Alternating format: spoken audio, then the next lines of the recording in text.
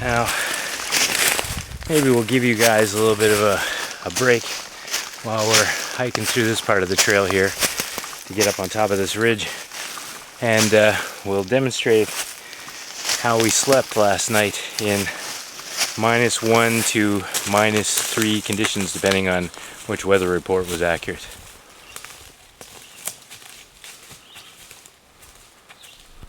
Alright, if things go well, this is going to be my bed for this evening. I've got the amazing wilderness camp cot all set up, and I'm not going to need a bug net tonight because if the weather man is correct, we are going down to -1 tonight.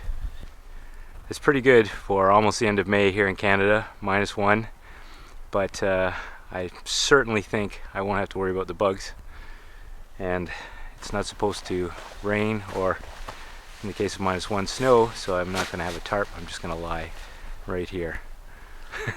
I'll let you know how that goes.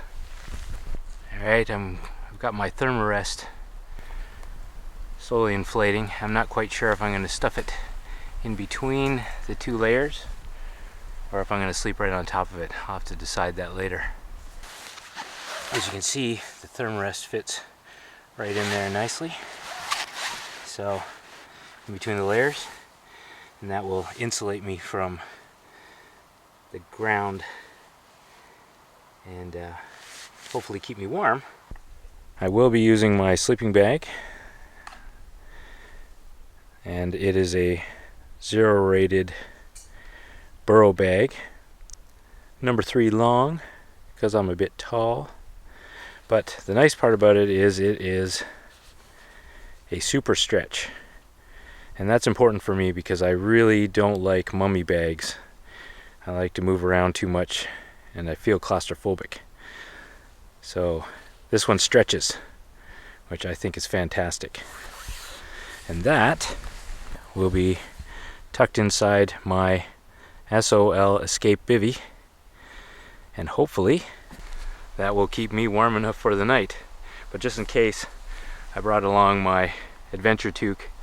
We'll have that over my head to keep my lid nice and warm. So, we'll see what happens. I wanted to show you what Forest Walker 111 is going to be in this evening. This is the DD hammock, jungle hammock, and I believe he's sporting a wool blanket for the possible -1 conditions tonight. So we'll be able to compare in the morning how he did in this hammock setup with his wool blanket versus me in the amazing wilderness camp cot with the Escape Bivvy.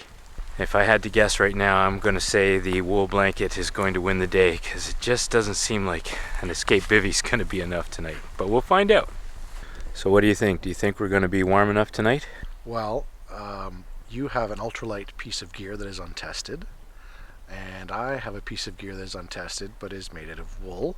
So without trying to, play that whole game, I think you're going to be the colder one today, buddy. I got a wool bivvy, and I'm putting a lot of faith in that tonight at -2. So there's the challenge. It's going to be interesting. I do have a backup plan in case it gets too cold, I must admit.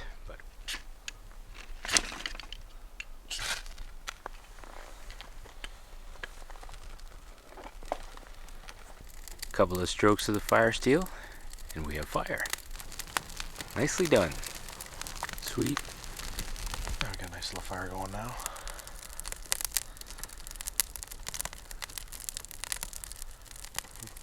Canadian poet once said, a few strokes of the fire steel and we have fire. That poet right there. There you go. A little behind the scenes on how YouTube videos are made.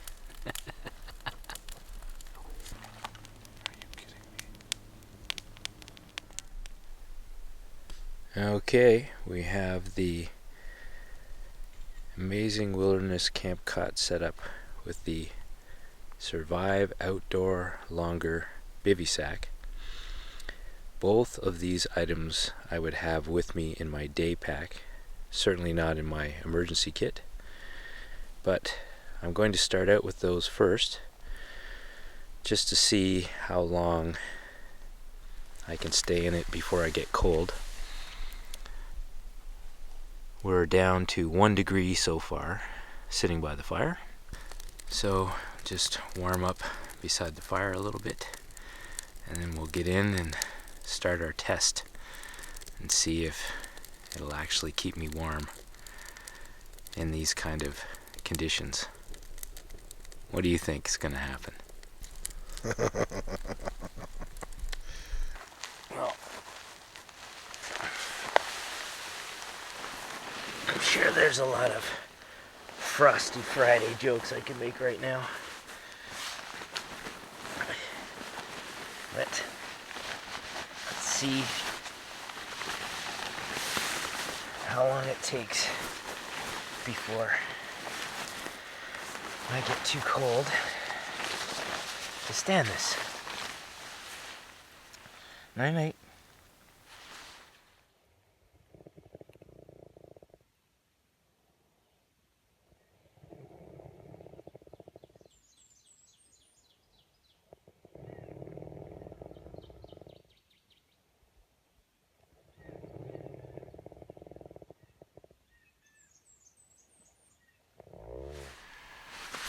Well, good morning. I did manage to get some sleep last night, but there are a few things that I did learn from this experience.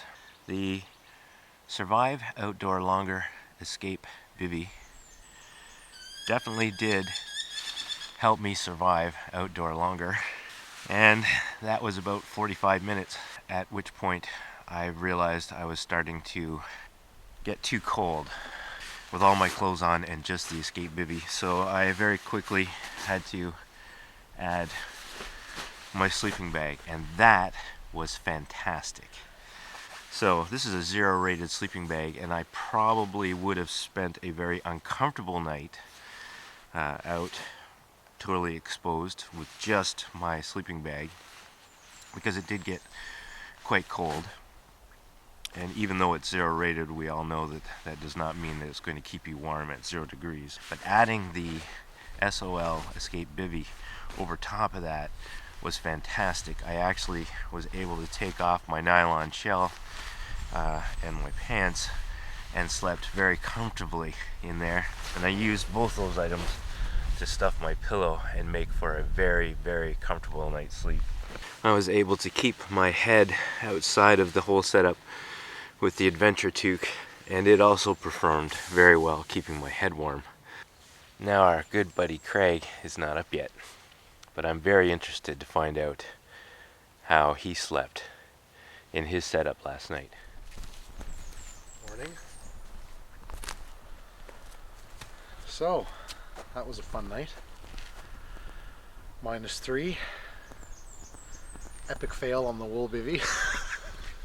Epic fail on the SOL bivvy bag, which split from stern to sternum, or whatever they say. It was cold. I ended up having to seek shelter in the truck. It was just, I was completely unprepared. Well, the wool bivvy, if it was wool, would have probably been more than good enough, but I have my serious doubts now as to the content of wool. It's maybe 1% wool. So I had to flee, but still a good night overall, and glorious morning. And the things that I've learned is that the Survive Outdoor Longer Escape Bivvy is definitely a wonderful addition to my pack. And if I'm ever caught in conditions where I'm going to be a lot colder than I expected, it is going to make the difference, as it did on this test last night. So I'm very impressed, but it certainly is not going to do the job all by itself. Thanks for watching.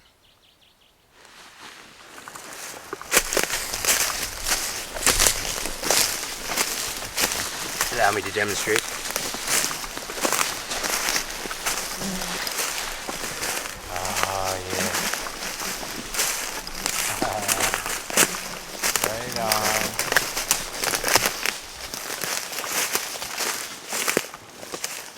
Just